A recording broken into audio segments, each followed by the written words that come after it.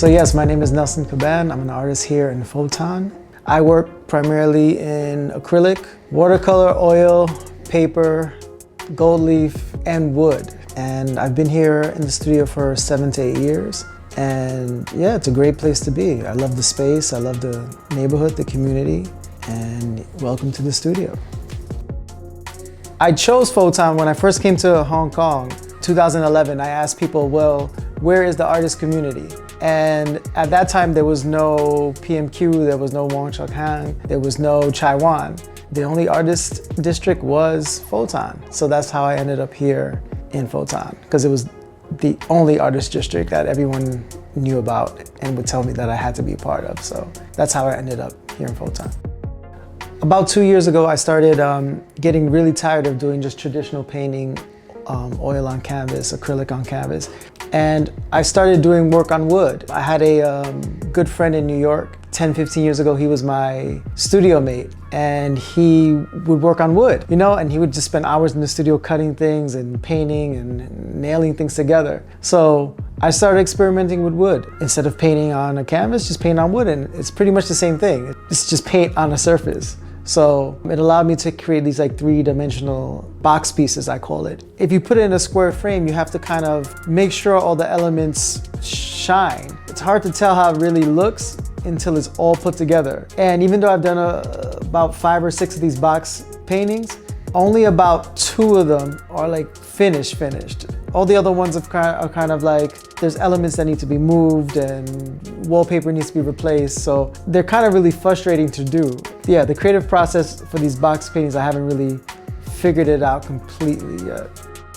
I also started working with neon when I got to Hong Kong. It was partly inspired by just walking around Mongkok, and you just see like these old neon signs, and it was just interesting because it's kind of a throwback to a different era. Like, people really don't use neon anymore, they use LED for storefronts. So I found a small neon shop on Shanghai Street, and it was an older man, like in his 60s, and he would hand make the neon tubes for me. So I started to incorporate traditional painting on these wooden frames and adding the neon to it. So that also got me into working with wood, because you can't add neon to just canvas. You can't attach it.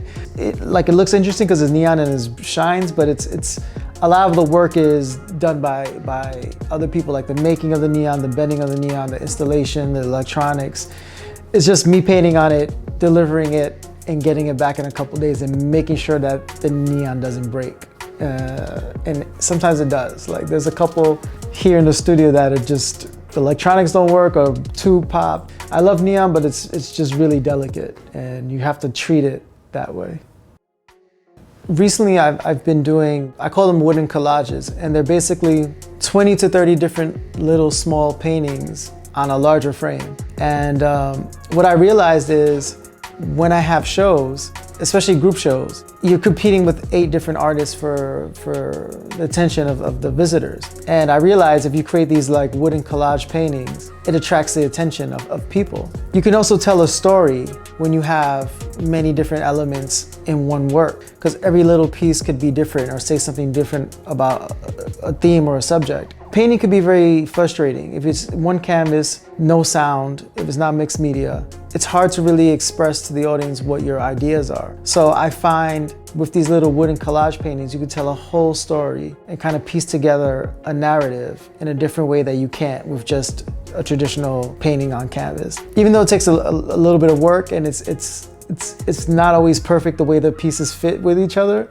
I kind of like it, and there's like a good reaction from viewers about these types of works. I think I'm gonna continue for a while exploring what I can do with these wooden collage. Due to like the virus situation that's going on, a lot of the galleries and exhibitions have been canceled, and art fairs and everything, art baths, so everything's been canceled. And there's been like a lack of people getting a chance to enjoy art. So I think platforms like the Elite platform allow users to enjoy in like a safe environment and have like a virtual exhibition, a virtual exposure to these artworks that artists are still creating. Because even though the galleries have stopped showing and people have been limited to the exposure, artists are still creating. They're just not being seen and exposed as much because the platforms are not there. So I think something like the Elite platform allows for people to still enjoy and be exposed, and for artists too to still get their work out there. So yeah, so I think it's great. I think it's a great opportunity that artists can take advantage of and should utilize. Fultonian district itself has changed a lot.